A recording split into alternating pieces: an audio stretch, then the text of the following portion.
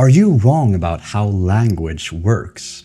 Because the most intuitive theory of language, the referential theory of meaning, is really simple and at first glance seems obviously true. But this theory is incredibly mistaken, and in this video I'll explain what the theory says, what it implies, and why it is faulty. Hello there, my name is Pelle W. I'm a philosopher with a degree from Lund University. And I make content here on YouTube mostly about analytic philosophy. But now, let's get into the referential theory of meaning. To begin with, in the last episode, we noticed 4 facts about language that Lycan discusses in this book. If you haven't seen that episode, don't worry, here's a quick recap. These facts are: some strings of marks or noises are meaningful sentences. Each meaningful sentence has parts that are themselves meaningful. Each meaningful sentence means something in particular. Competent speakers of a language are able to understand many of that language sentences without effort, and almost instantaneously they also produce sentences in the same way. The simplest and most intuitive way to explain these facts about language is to claim that all of our language is simply references to the real world. According to this theory, words are like labels or names that stands for different objects in the world, and their meaning is what they stand for. For instance, take this sentence. 1. The cat is on the mat. The word cat here is labeling this particular cat, and mat is referring to this particular mat, and the whole sentence in turn is mirroring the state of the world, or well, this 3D world that I created. So according to this theory, language sort of works as a big mirror reflecting reality. So basically, we humans have our senses in order to experience the world, and with our senses we are able to distinguish things from other things and assign different names to different things. So it's like everything in the world has a label above it, which sure makes sense, right? So this theory claims that all our language is basically just lists of names that reflect reality. If a word has a referent in the world, in other words, successfully mirrors the world, then the word is meaningful. And if the word does not reflect the world, then it's not meaningful. Simple as that. This theory seems super intuitive, and indeed, it explains the facts of language that we discussed. So let's talk it through with our first sentence. So the first one, why are some words meaningful?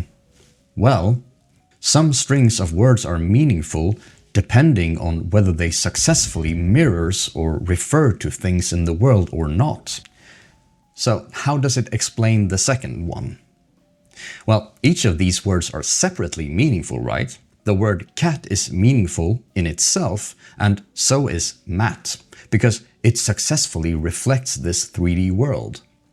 And regarding the third one, it is obvious what this sentence means in particular, right? And it gains its particularity from the particular objects in the world. And it also quite intuitively explains why speakers of a language understands the words of their language. It's just a mirror of the world, labels that peoples within that language have learned. But intuitive as it is, this theory is most definitely false, because it is riddled with problems with no apparent solutions. Let's go through a couple of these. First, let's talk about non-objects. Consider this sentence. 2. The Mad Hatter recites a poem. If you didn't know, the Mad Hatter is a fictional character within Lewis Carroll's lovely book Alice in Wonderland. Now, if our language is merely mirroring reality, what is going on here?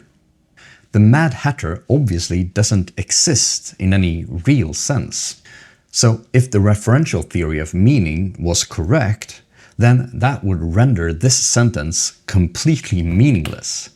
But we wouldn't want to say that this sentence is meaningless, right?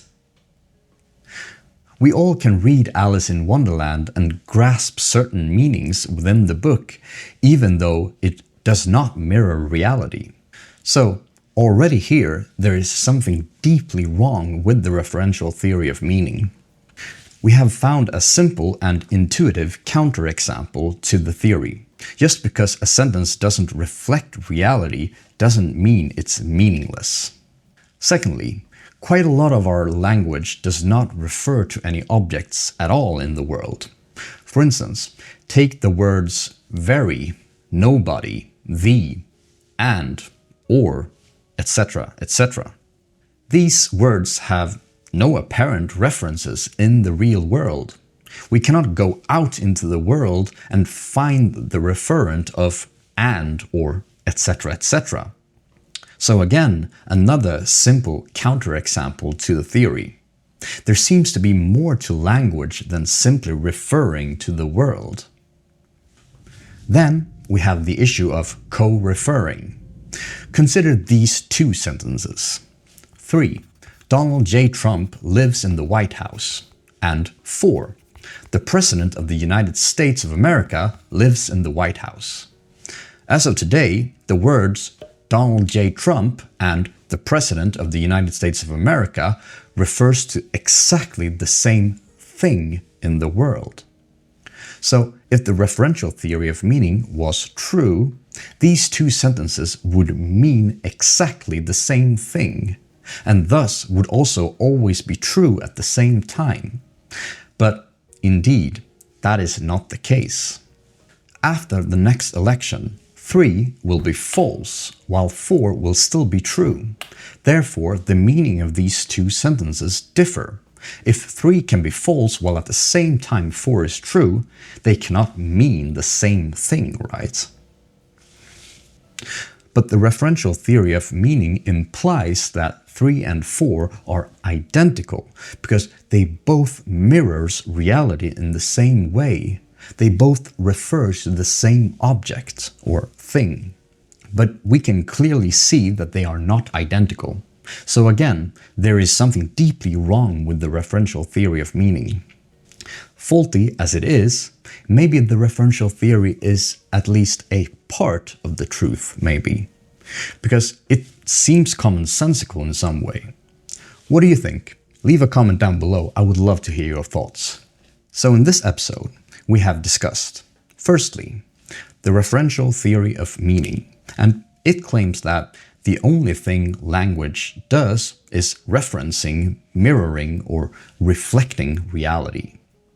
Then we talked briefly about the 4 facts of language and how easily and intuitively the referential theory of meaning explains those facts.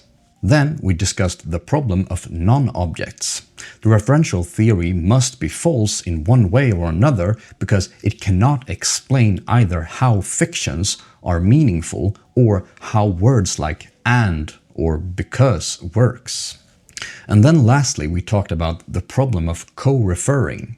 Some words refer to the same objects even though they mean different things. In the next episode, we'll discuss Frege's theory of sense, which sorta solves these issues. Oh, by the way, YouTube thinks that you would love this video, so why not give it a chance? In any case, thank you so much for watching. I'll catch you guys in the next one. Bye.